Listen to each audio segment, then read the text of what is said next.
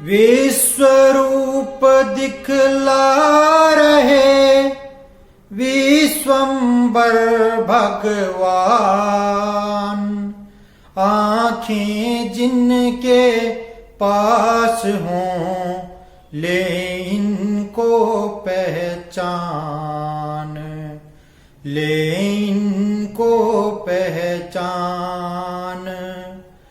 कर्म करे किस्मत बने जीवन का यह मर्म। प्राणी तेरे हाथ में तेरा अपना कर्म, तेरा अपना कर्म। नमस्कार मित्रों, मैं शशि भूषण कुरुक्षेत्र से। मित्रों, पिछली वीडियो में हमने जो है श्रीमद् भगवत गीता के सार और श्लोकों सहित भगवत गीता का सार जो है हमने अध्याय 7 तक के 12 तक श्लोकों का कर लिया था।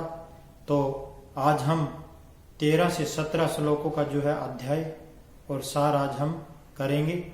जिस भी मित्र और सज्जन को पिछले अध्याय के श्लोक का जो मनन करना है, पढ़ना है या सुनना है, तो वो उनको मेरे पिछले वीडियो को देख करके आप सब्सक्राइब करके उनका जो है अध्ययन और मनन आप कर सकते हैं। तो आइए शुरू करते हैं।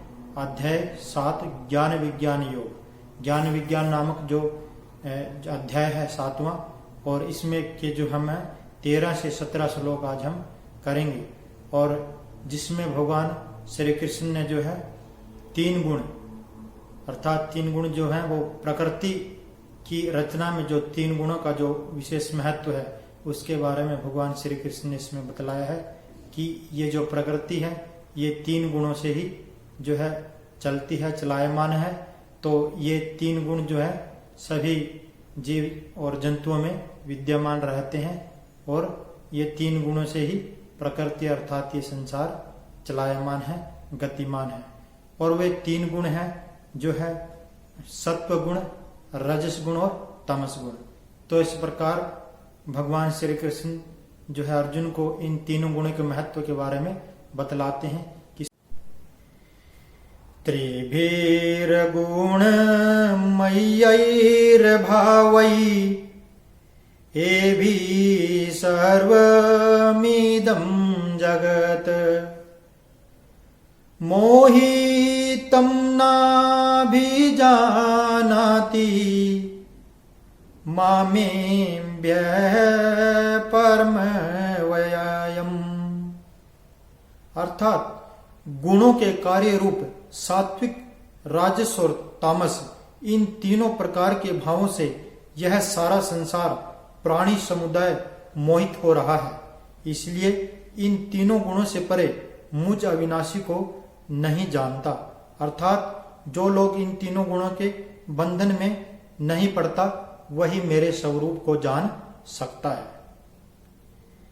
दैवी हयेषा गुणमयी मम माया दूरतयया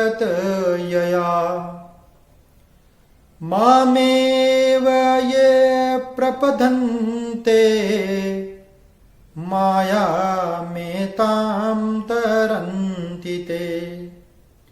भगवान श्री कृष्ण कहते हैं, क्योंकि यह अलौकिक अर्थात अति अद्भुत त्रिगुणमयी अर्थात सत्व, रजस और तमस, ये तीनों ही गुण मेरी माया बड़ी दुस्तर से विद्यमान है।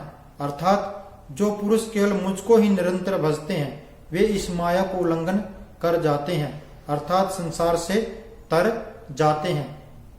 श्री कृष्ण यहाँ कहते हैं जो व्यक्ति इन तीनों गुणों में से रहित है, इन तीनों गुणों के बंधन में नहीं बनता, वही मुझको प्राप्त कर सकता है। न माम दुष्कृतिनो मूढ़ा प्रपदन्ते नरअधमाः मायायापहृत ज्ञाना आसुरं भावमाश्रिताः। मायाश्रिताः।